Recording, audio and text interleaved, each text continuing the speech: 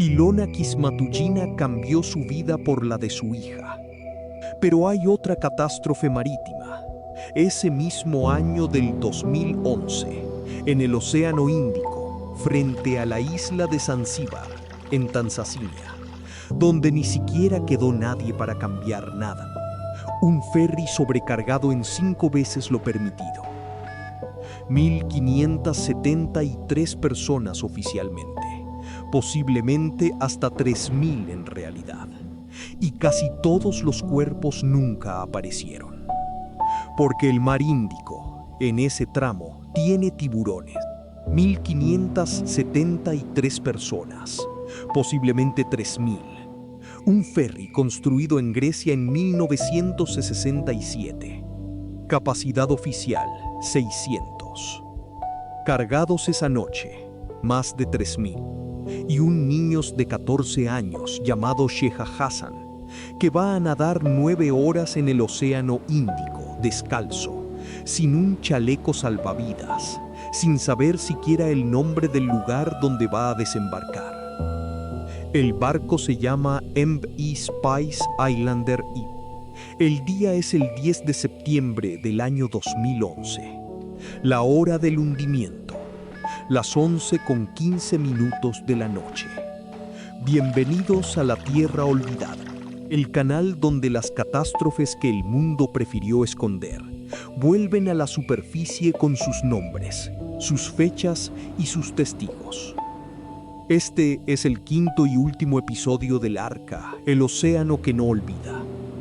5 capitanes, 5 decisiones, pero esta noche la decisión no la tomó un capitán, la tomó un puerto donde nadie contaba a la gente que subía al barco, un puerto donde los tickets eran una broma, un puerto donde una persona podía subir con su tía abuela, su prima, sus 3 hijos pequeños, 2 cabras y una motocicleta, sin que nadie le preguntara si eso entraba en una embarcación que oficialmente cargaba 600 pasajeros.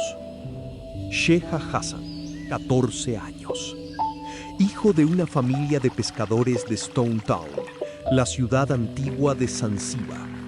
Tenía un hermano gemelo, Said. Iban juntos a la escuela primaria pública de Mkunazini.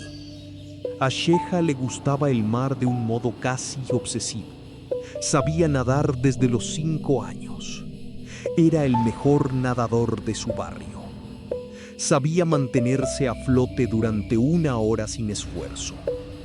Sabía leer las corrientes. Sabía reconocer las aletas de los tiburones, aunque nunca había estado cerca de uno. El 9 de septiembre del 2011 era el último día del Eid al-Fitr, la fiesta del fin del Ramadán, una de las celebraciones más importantes del año musulmán. Toda la familia Hassan había viajado 1 semana antes desde su pueblo de origen en la isla de Pemba hasta Stone Town, en la isla principal de Unguja, para celebrar Eid con la familia extendida. Eran 13 personas en total: padres, abuelos, tíos, primos, hermanos. Después de 5 días de visitas, comidas y rezos, la familia volvía a casa, a Pemba. El barco se de regreso. La única opción esa noche era el MV Spice Islander I. A las 11 de la noche del 9 de septiembre, la familia Hassan llegó al puerto de Stone Town. En el muelle, una marea humana de pasajeros se apretaba en la oscuridad. Había gente con maletas, había gente con cajas, había gente con bicicletas, había gente con motocicletas, había sobre todo gente con familias enteras. Padres, abuelos, niños de pecho, primos, gente que había viajado del campo. La mayoría volvía a casa por Eid. Sheha calculó, después, en una entrevista a la BBC, que en el muelle esa noche había unas 2.000 personas, tal vez 3.000, imposible contarlas. La capacidad oficial del MV Spice Islander Prime Según el certificado emitido por las autoridades marítimas de Tanzania, era de 600 pasajeros y 35 tripulantes. Total legal, 635 personas. Pero esa noche, la operadora del barco, llamada Tropical Cruise, no llevaba registro alguno. Los billetes se vendían en una caseta de chapa, donde un solo empleado escribía números a mano en un cuaderno. Y durante el embarque, nadie miró a esos números. Subieron una persona, 10, 100, 1000, 1500, 2000, posiblemente 3000. Para hacer espacio, los pasajeros se sentaron en las cubiertas exteriores, en los pasillos, en las escaleras, en los baños. Niños pequeños fueron colocados sobre el regazo de tíos y abuelos. La cubierta superior, diseñada para no recibir más de 100 personas, recibió a más de 500. El centro de gravedad del barco subió peligrosamente. A las 11:15 de la noche, el MV Spice Islander Prime zarpó con el motor encendido y el casco ya hundido casi 4 centímetros por debajo de la línea legal de flotación. Sheha y su hermano gemelo Said se sentaron en la cubierta exterior trasera, sobre una caja de cartón. Sus padres, abuelos y primos pequeños estaban dentro del salón principal, sentados en sillas plegables, alquiladas a la operadora, por 1000 chelines tanzanos cada una. El bebé de la familia, una prima de 8 meses llamada Asha, dormía en brazos de su abuela. La travesía entre Stone Town y Pemba dura aproximadamente 5 horas, 100 kilómetros de aguas abiertas. Esa noche, el Océano Índico estaba relativamente calmado, con olas de 1,5 metros. Pero el barco, sobrecargado y mal balanceado, comenzó a inclinarse a estribor a los 20 minutos del viaje. A las 11:40 de la noche, la inclinación alcanzó los 25 grados. A las 11:50 alcanzó los 40 grados. A las 12:00, el MV Spice Islander Prime se hundió. No hubo señal de socorro. No hubo radio que funcionara. La operadora no había mantenido el equipo de comunicaciones por radio durante los últimos 6 meses por problemas de presupuesto, según declararía después el contador de la empresa al tribunal. El último mensaje del barco puerto fue a las 11:14, justo antes de zarpar. MV Spice Islander Ime, zarpando, todo en orden. Lo que pasó después lo cuenta Sheha Hassan. Estábamos sentados en la cubierta exterior cuando el barco se inclinó. Mi hermano Said gritó, cayó al agua. Yo no pude alcanzarlo. Lo último que vi fue su camisa amarilla. Mi madre, mi padre, mis abuelos, mis primos pequeños, mi prima Asha de 8 meses, mi tío Yusuf, no los vi salir del salón. El salón quedó debajo de la cubierta cuando el barco se volcó. Las puertas del salón se cerraron por la fuerza del agua. No sé qué pasó allí, pero sé que ninguno salió. Sheha se aferró a una caja de plástico flotante. El océano estaba a 28 grados, agua tibia, ni siquiera fría. Pero estaba en medio de la noche, en mar abierto, a más de 70 kilómetros de la costa más cercana. Sin chalecos salvavidas, sin saber en qué dirección estaba la tierra. Nadó, decidió, como había aprendido viendo pescadores de su barrio, mantenerse en la dirección del viento del este, que en esa zona del Índico suele soplar hacia la costa de Pemba. Eligió, en la oscuridad, la dirección del sonido de las olas rompiendo, y nadó. 1 hora, 2 horas, 4 horas, A las 5 de la madrugada del 10 de septiembre, vio la primera luz del horizonte. A las 6:30, vio una sombra en el agua, no muy lejos de él. Era una aleta, la aleta de un tiburón tigre, según los pescadores que después examinaron las marcas en la caja de plástico que Sheha llevaba. El tiburón nadó alrededor de Sheha durante 40 minutos. No lo atacó. Sheha siguió nadando. A las 8:00 de la mañana, después de 9 horas en el agua, Sheha vio una playa. Era la playa de Huesha, en la costa sur de la isla de Pemba. Llegó a la arena descalzo. Una pescadora llamada Moaja Hassan, sin parentesco, que estaba recogiendo crustáceos en la orilla con su hija de 6 años, lo vio caminando hacia ella. Sheha se detuvo, le dijo, en la lengua suajili. He nadado desde el barco. Muajuma corrió a buscar agua. Le dio de beber. Le envolvió en una tela. Lo llevó a su casa. Llamó al jefe del pueblo. El jefe del pueblo llamó a las autoridades. Y Sheha, ese día, fue uno de los primeros supervivientes oficiales del MV Spice Islander primo en aparecer en tierra firme. Pero su familia no. Los rescates en mar continuaron durante 3 días. Aviones de la Marina de Tanzania, helicópteros de las Naciones Unidas, que estaban en la zona por una misión humanitaria en Somalia. Barcos pesqueros que regresaban a Pemba. Encontraron, en total, alrededor de 600 supervivientes y alrededor de 200 cuerpos. La cifra oficial del gobierno tanzano fue de 1972 víctimas.